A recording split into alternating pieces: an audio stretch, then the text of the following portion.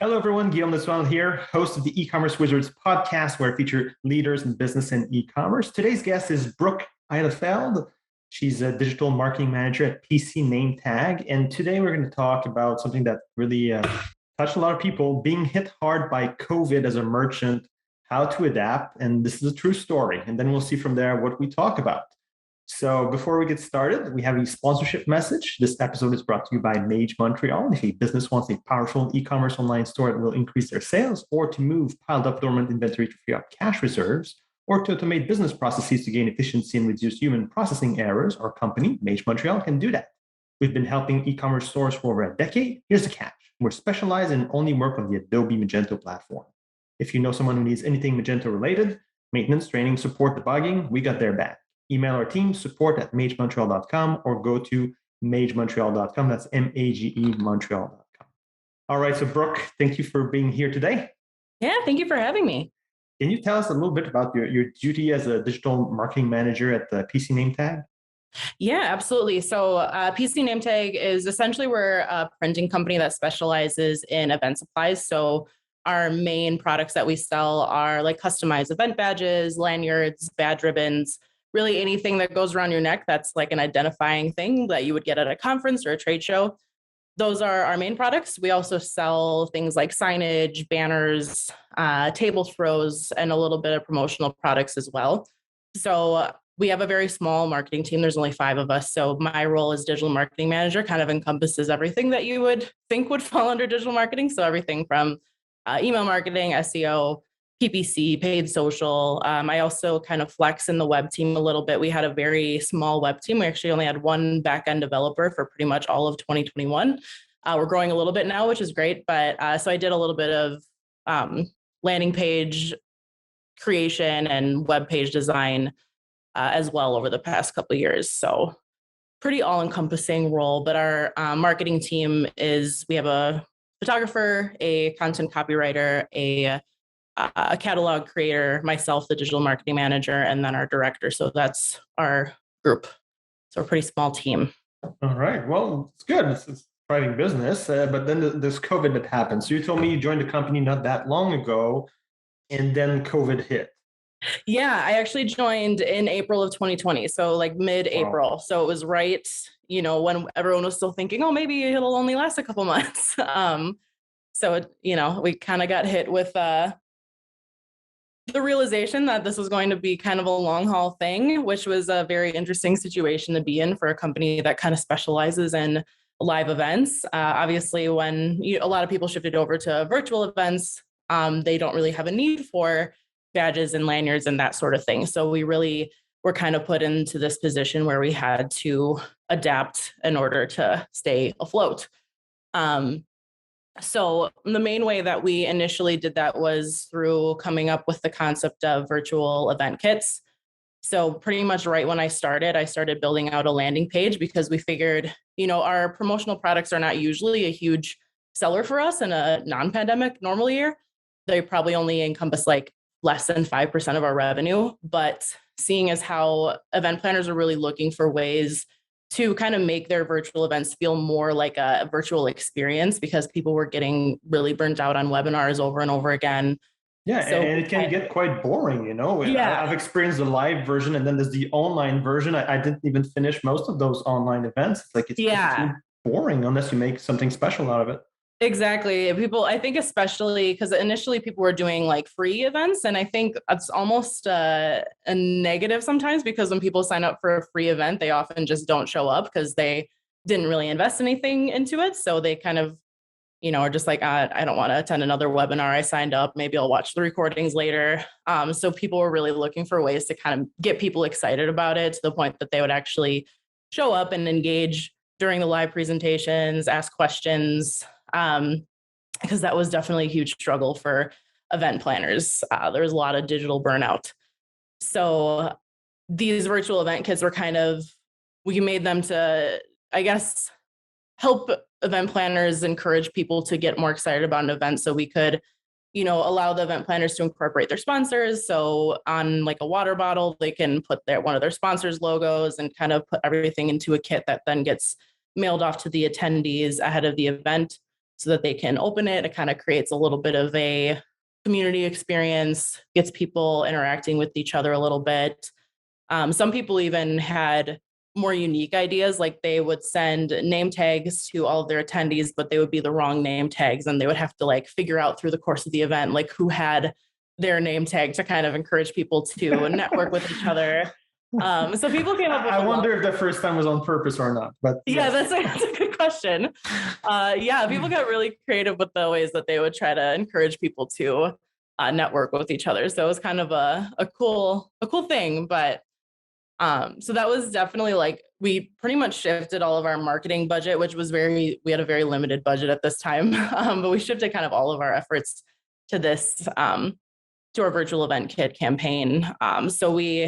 And it was interesting too, because we really wanted to, in an ideal world, if we had like a really large web team and stuff, we would have loved to have a landing page where people can kind of pick and choose what promo products they're putting into the box, and they can see how it'll be laid out. But that just wasn't really a reality for us. So we worked with our photographer to kind of come up with about 6 different kind of predetermined kits that people could select from. And then they could also contact a salesperson if they wanted to do something more unique. But we had like a work from home kit that people could select that was kind of, they would get like a Bluetooth speaker and like some notebooks and writing utensils and stuff. And we had like a coffee break kit, a happy hour one with like cocktail mixes and drinkware in it and stuff like that. So we had kind of different themes that people could look through and say, okay, this is the box that I want to pick, or they could work with a salesperson to kind of come up with something unique. But yeah, so it was definitely a very scrappy kind of like take what we have and make do with that. Like we have a great photographer, so we can take some pretty pictures. We have a very small web team, so we can't really do anything too fancy. So, but it worked, and we made quite a bit. I think probably about half of our web revenue came from kits in 2020 and 2021, which was huge for us because previously promotional products were not a big thing for us at all. So from 5% to 50%. So it's pretty huge. And it also shows like now the need is there. COVID, it's a must. We must do something. But at the same time, if you have a new vision or an idea and you execute strongly on it, you could say, hey, this used to be 5%, but now that could be a 50% new division for a company and so on, if it's the right idea, if there's traction, a good product market fit and so on. So it's an interesting story that within a year, you go from 5% to 50%. Yeah, exactly. And things are definitely shifting back towards where they were pre-COVID now, because people are planning live events like crazy, but it's definitely something that we'll always kind of have, promo products will always be a little bit more of our revenue than they were in the past, because we will always have this virtual event kit campaign. And it even kind of expanded into encompassing like employee appreciation gifts. We did a little bit of that. And then like corporate gifting. So we kind of started trying to market to marketers. So we're sending out corporate gifts to customers like around Christmas time. Employee engagement or employee appreciation day, I think, is in March. So we kind of, again, shifted to employee appreciation gifts around that time. So you can kind of shift your marketing focus depending on the time of year too, which is really was a big thing for us too. Very good. And in terms of like tactics that you've implemented as a marketing manager there, like what were those that made you shift toward that 50% revenue with those promotional material? Yeah, so it was definitely, we did a lot of email campaigning at first because it was free and we already had a database built up of, tons of event planners. As we kind of expanded into other markets, we kind of had like a whole broad strategy that kind of, we focus more on like creating more of a funnel. So previously, before I started, we had a blog, but our blog was very much focused on products. Like it was all just, okay, here's a new product that we launched. Here's a new product that we launched. Like it didn't have any organic value to it. So we hired a content copywriter a few months after I started, and she is amazing. And she started writing really SEO friendly blogs kind of about how to create a virtual engagement experience and how to make sure that your virtual attendees are staying engaged during your virtual event. And we even, so she wrote probably about 5 blogs about virtual events. And then we combine everything into an ebook, which our catalog creator helped design. So, usually he had really focused on catalogs in the past, but he helped design this really nice ebook. And we started kind of blasting that out on paid social media, trying to get people to download our ebook. So we would have their email address, and then we could market our virtual engagement gifts. And in the ebook, we would mention the virtual kits as well. But it kind of gave us like a new way to get people into our database and really start marketing to them more specifically. So yeah, it was really about building like a funnel from the very top to the very bottom, because a lot of event planners had never planned in a virtual event before. So they didn't know like what virtual event technology platform should I use? Like how do I get people to even sign up? Like where do my registrations go? How do I get people to like know what their login information is? So a lot of people were searching for that information. So those blog posts started doing well, which meant that our ebook started getting more downloads, which meant that we had more people that we could then market our event kits to. So that was a really big part of it as well. Was there any of those tactics that like you started, it didn't work, you sort of modify or pivot the technique and then it works? Yes, definitely. I think something that we tried to do, at least that I tried to do right from the beginning, was just market them right off the bat from like a social media perspective. Like I would just put out a Facebook ad that was just directing straight to the landing page that we had created. And we really didn't get that much traction on that, I think, because people weren't ready yet from seeing one ad to like commit to that level of, I guess it's a big money commitment and a big time commitment to go with the whole virtual engagement gift thing. So that was definitely something that didn't really work out for us at first. We needed to kind of have people trickle in via content before we could kind of start marketing that exact product to them. I'm trying to think. We also tried to do kind of the same thing with paid search as well, which again didn't yield a ton of immediate conversions off of that. So again, we started trying to do remarketing, like if people had gone to the landing page, but we knew that they didn't fill out the form, just trying to get in front of them multiple times. It definitely helped coming from, so the previous job that I had was I worked for a B2B tech company. So our entire business strategy was kind of to encourage people to sign up for software demos.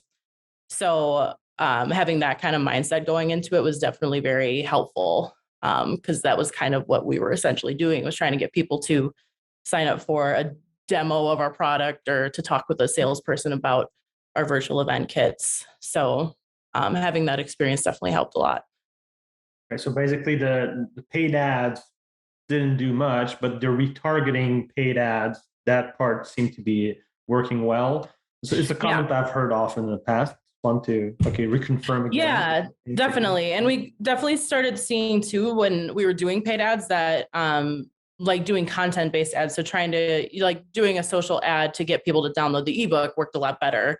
Then our cost per lead dropped to like $8 per lead, rather than it being like $150 per lead to get someone to actually sign up to, talk to a salesperson about getting virtual event kits. So yeah, that's something that we're still doing today. We have, I think, like 6 or 7 ebooks now, and we're always running them on social media. So we have one about how to create like a sustainable event.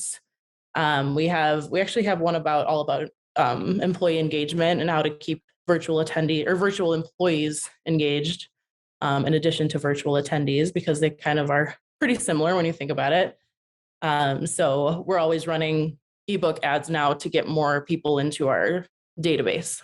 Okay. Because when you're in a situation like this, it's a crisis management. There's always a cash crunch. Of course, the company's been in operation for a long time. We'll have reserve, we'll have credit lines and whatever. So you can still reinvest what's needed to generate sales and leads and marketing efforts. But it's always a challenge. I say, hey, we're going to cash crunch, because you have like, what percentage of your orders roughly just like vanish with COVID? Yeah, that's a good point. Like we would have so many people who would sign up and then never really I can't even really convey how much our business was kind of decimated by COVID. Like we went from, 100, if 100 was what our like an average month was before COVID, we were at like 2. Like it was Holy. between like March and April of 2020, we just like complete drop vertical down to the ground. So Ouch. it was like, okay, we have my dog is trying to get me to play with him, but yeah, we had like no marketing budget really. It pretty much went from, again, 100 to 2, if that was what our revenue went to.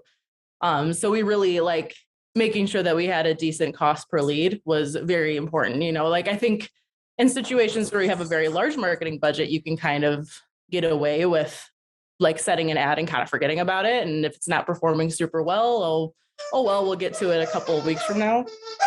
So yeah, cost per leads, you have, of course, the need to generate results, either small or medium businesses who don't have huge marketing budgets, or just when your marketing budget suddenly plummets because you drop 98% of your revenue as an event company, live event company when COVID hit.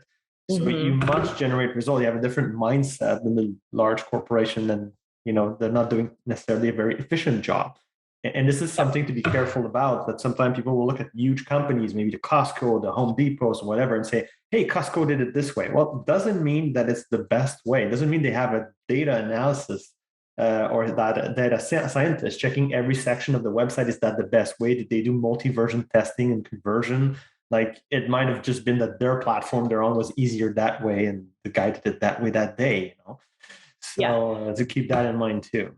Yeah, definitely. And I think a big part of it too is like with B2B, it's a little bit more complicated too, because it's not as easy as just seeing the immediate ROI. Like if you put an ad out, oh, you see like this much revenue coming in. It doesn't always necessarily work like that, especially when we were doing more lead generation campaigns.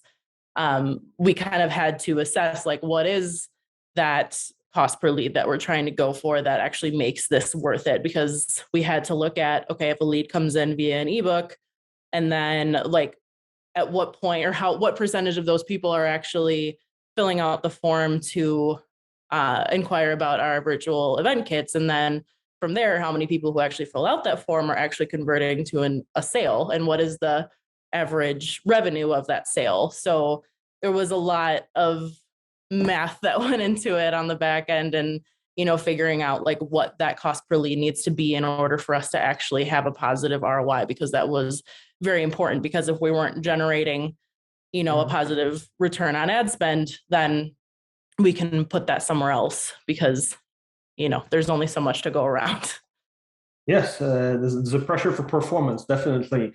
And around this, like, were there some changes that you had to do to your website, let's say technically speaking, or new modules or new features or offering to accommodate the change in business?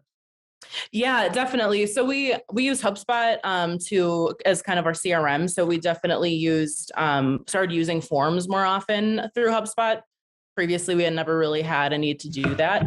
But the other thing too was, and part of the nice thing about COVID was, although most of it was bad, having our business go from, like you said, 100% to 2%.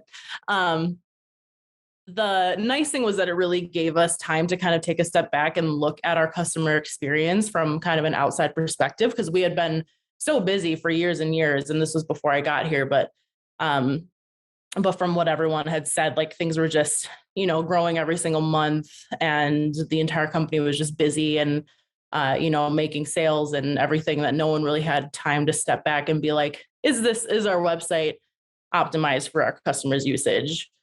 Which it wasn't, and it still isn't at 100%, but we have made a lot of changes that have really helped our customers navigate our website better. So we completely overhauled our navigation.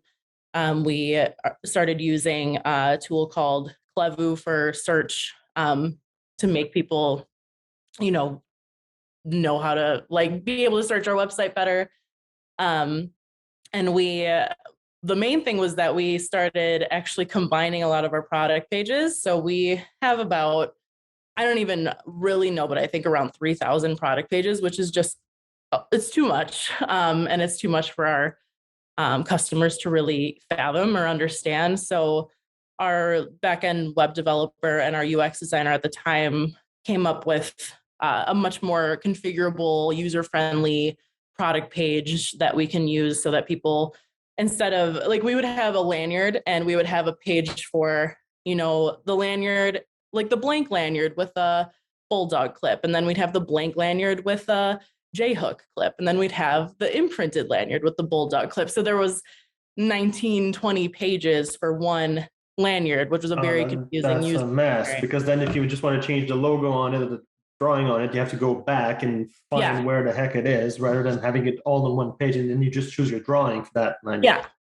exactly. And we even we didn't have it set up so that like if you wanted your lanyard to say something or have a logo on it, you could upload it and we could see it on the back end, but you couldn't actually see it on your lanyard. So that was a huge issue too, because people, at this day and age, they want to be able to, they want to design your product and see what it's going to look like. You don't want to have to trust someone that you don't know to say, oh yeah, it looks good. We'll send you 10,000 of them. Yeah. Yes, exactly.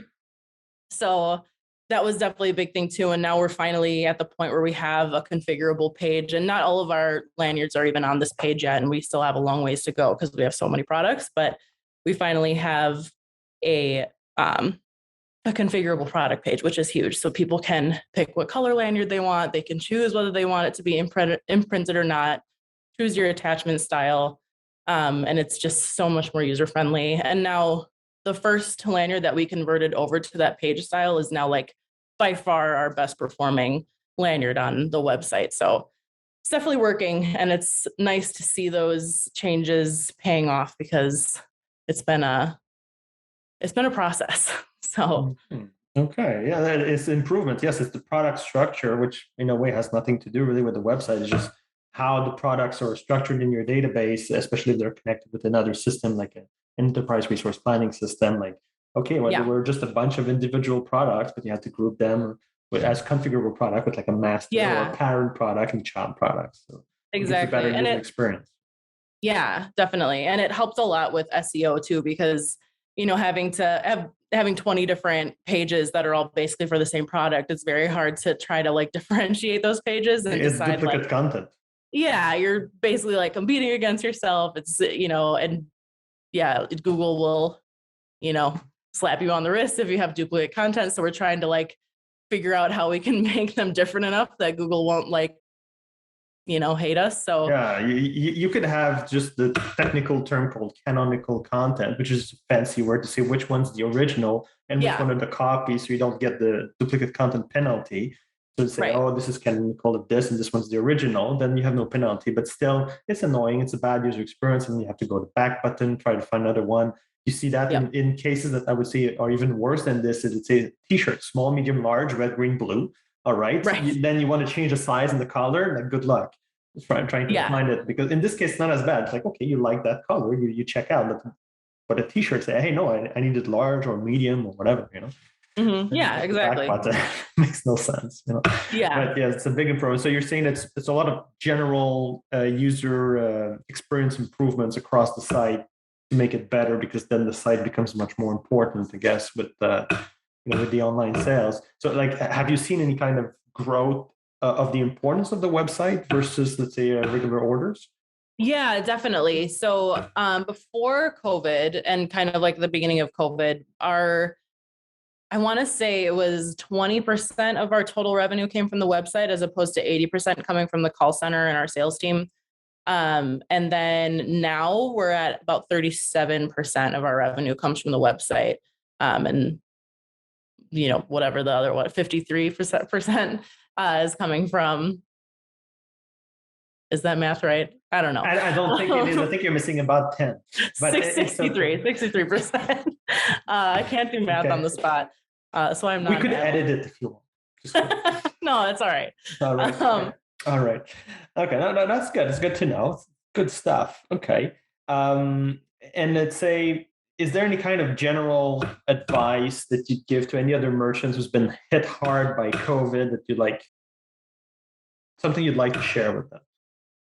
I think something that definitely helped us was really focusing on quality over quantity. I think before COVID and kind of at the beginning, we were so focused on, we have to put a blog post out every single week. We have to, we have to add more products. Like at a certain point, we were putting like PPE products up on our website. We had all these different face masks that you could purchase and like face shields. We were producing hand sanitizer in-house. So you can have a mask that match your name tag or something? Yeah, yeah. And some people still do that. And that's, that's great. We do have like one option for that now, but we had like 10 different mask options. We had all these different products and we were just launching products. And we were like, something has to stick.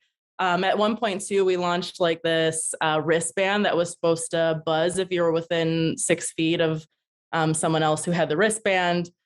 Which really didn't go over, and we ended up discontinuing that pretty quickly. You need a huge network on this. Yes, it's a closed event, but still. Yeah, and it didn't really work very well, even when everyone was wearing the wristband. So it just, and some people would like turn it off because they got annoyed with it. It just wasn't the greatest experience. At first we were like, this is for sure going to be the thing that, gets us back on the map, but it wasn't. And, none of the PPE products really went over super well either. So we really kind of, I think what really helped us was finally deciding that the quality of what we were producing and the quality of what we were marketing was a lot more important than just launching whatever we could to see what stuck. I think that was probably the biggest. Yeah, the biggest because thing. It sounds like you guys were super busy hustling hard to try to just like throw tons of products and ideas and marketing efforts and just see what sticks, because you have to drive back up 98% of your business that just vanished like that with COVID. Yeah, like overnight. Yeah, it was crazy. Like literally March 15th or whatever the first lockdown happened, it was just, went from a really good sales day to like $500 in sales. And we were like, oh, this is a big deal. So yeah, it is. It is big deal. Okay. And anything else that you would like to share, just like to wrap up the episode of other ideas, technique, tactics, strategies, anything else that comes to mind? It's a good question. I might have to pause. I feel like I have to end it on a really good piece. I would say that something that really helped us, along with focusing on quality over quantity, is really focusing on turning our business into a thought leader. That really helped us in the interim, because previously we were just known as, the name tag place. If you needed event badges, go to pcnametag. If you need badge ribbons, go to pcnametag. But we were never really considered thought leaders. We didn't really have content that really helped people. And that is something that has been so helpful for us, because especially as we, a lot of our clientele before COVID was, people in like the Gen X and older range that had been our customer for ages, because our company was founded in the 80s. So a lot of event planners who are, I don't want to say older, but like in that age range, have been loyal customers for a long time. But we had a pretty big struggle with bringing in like Gen Z and millennial customers, and finally like turning towards more of the thought leadership and posting blogs that are actually helpful for people that aren't so product focused. They're not so self, I don't know what the word that I'm looking for is, but self-fulfilling, I guess, like, things that don't just help us. We want to help other people. We want to make sure that every piece of content that we put out isn't just an advertisement. It's helping our event planners learn how to do a virtual event, how to plan a hybrid event, because that's a huge thing now, how to make their events more sustainable, because sustainability is such a huge thing in the events industry, because there's so much waste created by the events industry and, large conferences and everything. So really trying to make ourselves known as the company that really focuses on sustainability, on creating eco-friendly products, on the company that puts out content on things that help event planners. That was huge for us, because now we have multiple different types of badges that are biodegradable, that are recyclable. We have an event holder that's made of PVC that's biodegradable. All of our badge ribbons are eco-friendly. And we have like full web pages built out just about our sustainable products.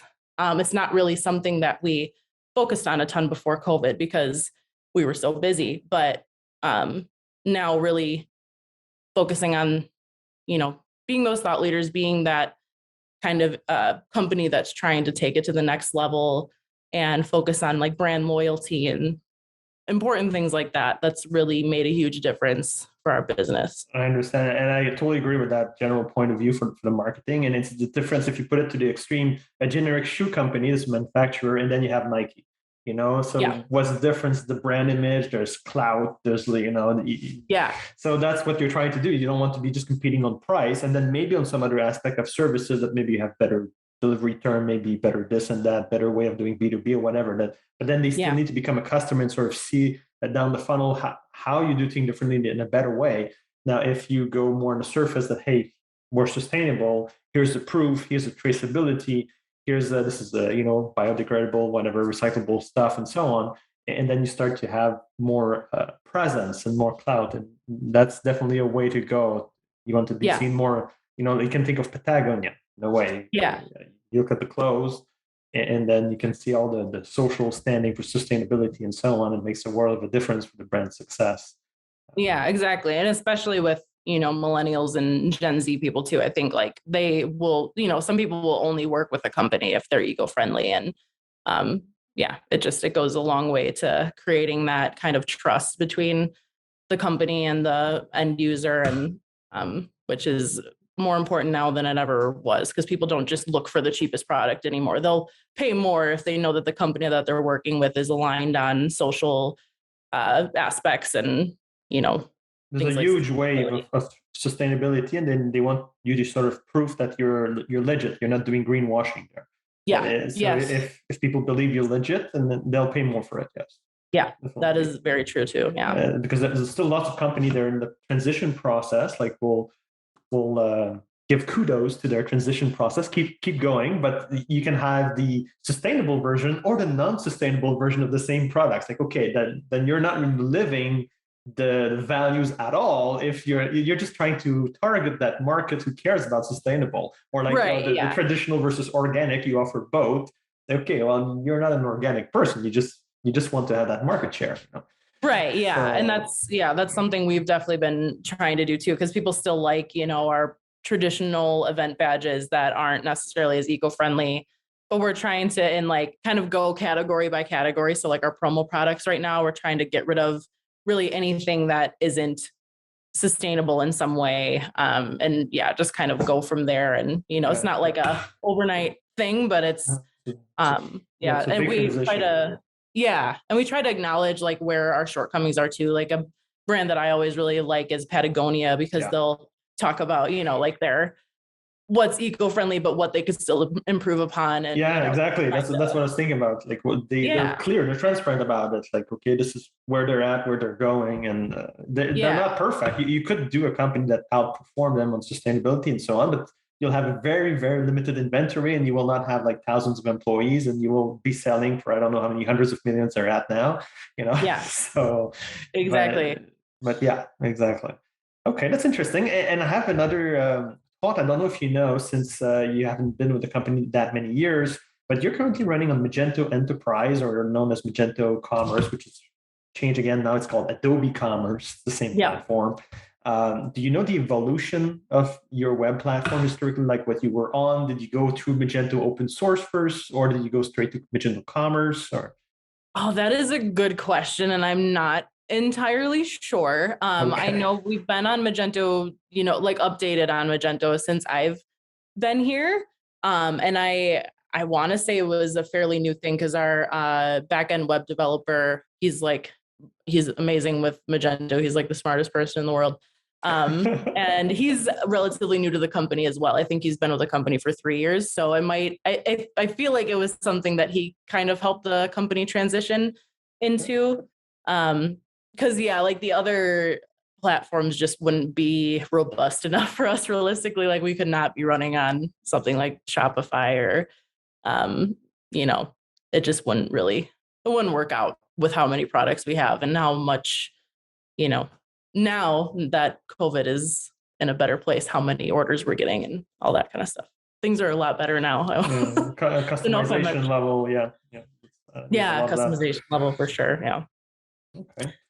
Well, that's very good. Thank you for sharing your knowledge and your life experience with us. If somebody wants to get in touch with you, what's the best way?